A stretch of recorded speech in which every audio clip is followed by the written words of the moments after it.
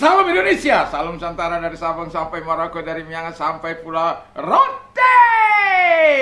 Mantaplah iman kita, mantaplah kasih kita, mantaplah pengharapan kita. Tentunya dalam Yesus Kristus menjadi Tuhan dan Juru Selamat kita dan Juru Selamat dunia. Jangan katakan bahwa Yesus bukan Tuhan. Jangan katakan pula bahwa Yesus bukan Juru Selamat. Dia adalah Tuhan, Dia adalah Juru Selamat. Kalau engkau percaya, engkau akan diselamatkan. Kalau tidak percaya, engkau akan dihukum.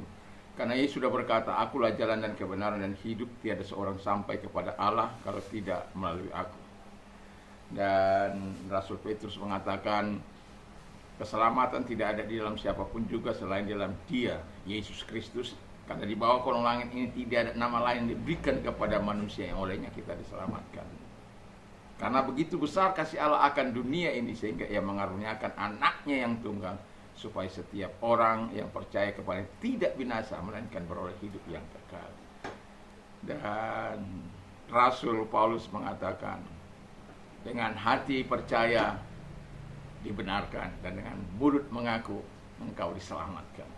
Doa dan harapan saya, Anda akan memilih yang terbaik dalam hidup ini, dan Tuhan Yesus memberkati kita semuanya. Dan sebelum kita mendengarkan firman Allah, walaupun ini terlambat, saya baru rekaman jam 7 lewat ya. Tapi tidak apa-apa, karena kelelahan dan juga anak saya ada kegiatan, jadi baru pagi ini kami bisa rekaman.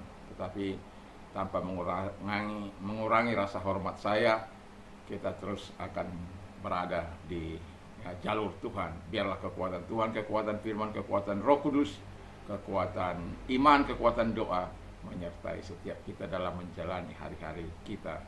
Di dalam nama Yesus kita berdoa. Terima kasih Tuhan, biarlah kasih karuniamu yang berlimpah-limpah, yang kaya itu, yang mulia itu ada dalam setiap hidup kami. Dalam nama Yesus, haleluya, amin. Saya akan membacakan dalam Efesus 1 ayat 6 dan 7. Supaya terpujilah kasih karunia-Nya yang mulia, yang dikaruniakan kepada kita di dalam Dia yang dikasihinya. Sebab di dalam Dia oleh darahnya kita beroleh penebusan, yaitu pengampunan dosa, menurut kekayaan kasih karunia-Nya. Haleluya. Tema kita adalah anugerah Allah atau kasih karunia Allah. Kasih karunia itu kita dapat dari Tuhan. Itu karena kesukarelaan Tuhan memberi, bukan karena kita patut ya untuk menerima segala anugerah itu atau kebaikan Tuhan itu.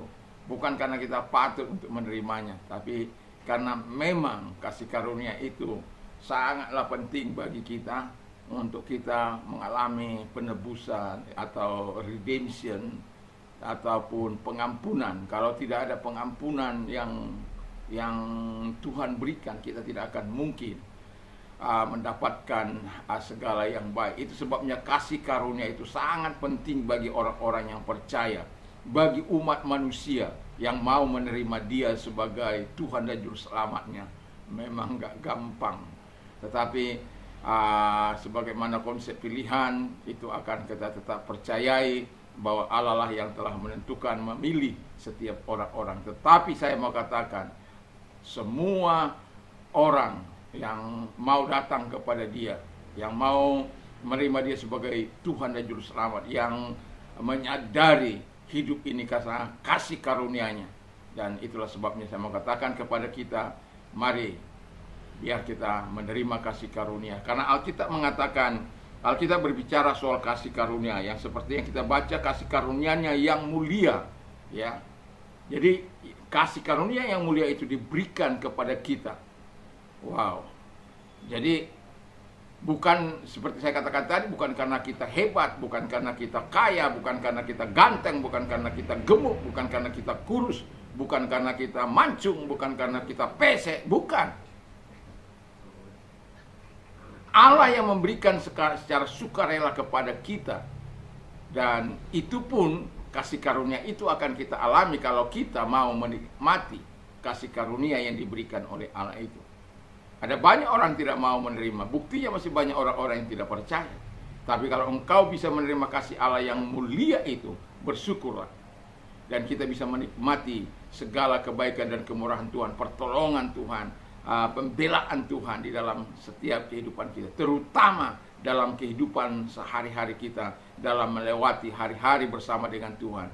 Tidaklah mudah, karena ada banyak godaan, ada banyak tantangan, ada banyak panah-panah si jahat yang dipanahkan kepada kita. Tetapi kalau kita bersama dengan Allah, Tuhan akan tetap memberikan kemenangan kepada kita. Kalaupun kita jatuh, ada kasih karunia di mana Tuhan akan memberikan kita pengampunannya. Ada orang bilang enak sekali menjadi orang Kristen. Memang enak menjadi orang Kristen, tetapi bukan enak-enakan.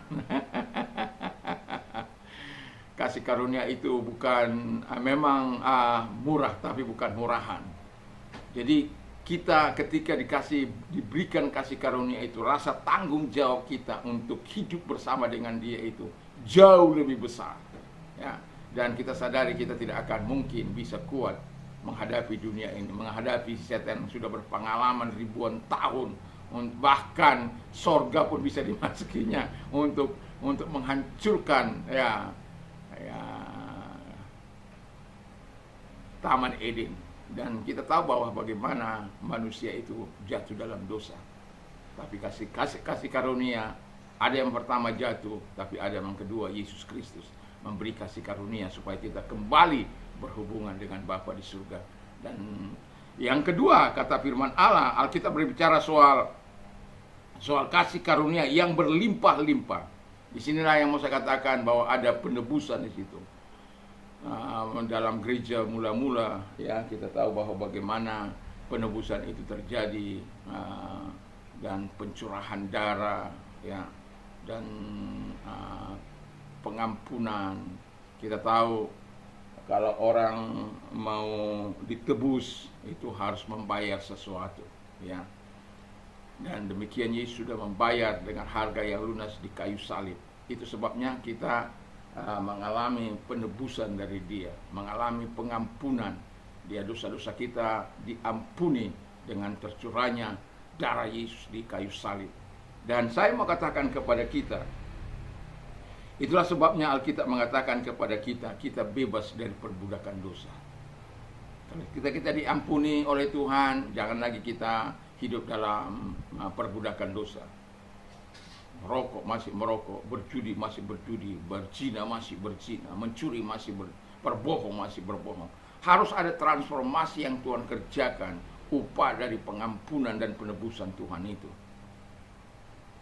Jangan kita sudah ditebus oleh Tuhan, tetapi kita tidak menunjukkan sebagai orang yang sudah ditebus, yang sudah diampuni dosa-dosanya. Justru melakukan hal-hal yang jauh lebih jahat. Wah, itu bukan anak Tuhan, itu anak setan itu. Jadi kita sebagai orang-orang yang percaya, yang menyadari kasih karunia yang sudah diberikan secara berlimpah-limpah, seharusnya kita membalasnya dengan perbuatan-perbuatan, ucapan terima kasih, ucapan yang baik, perbuatan-perbuatan yang baik di dalam kehidupan ini. Dan yang terakhir, Alkitab berkata soal kasih karunia yang benar-benar dari Allah, ya. Jadi kasih karunia yang benar-benar dari Allah. Ini dalam, Anda bisa dibaca di dalam 1 Petrus, ya, di mana Tuhan mengatakan kepada kita bahwa ketika Dia menuliskan bagaimana si Silwanus itu membantu dia dalam penulisan. Saya coba lihat, saya lupa mencatat ayatnya. Jadi 1:5.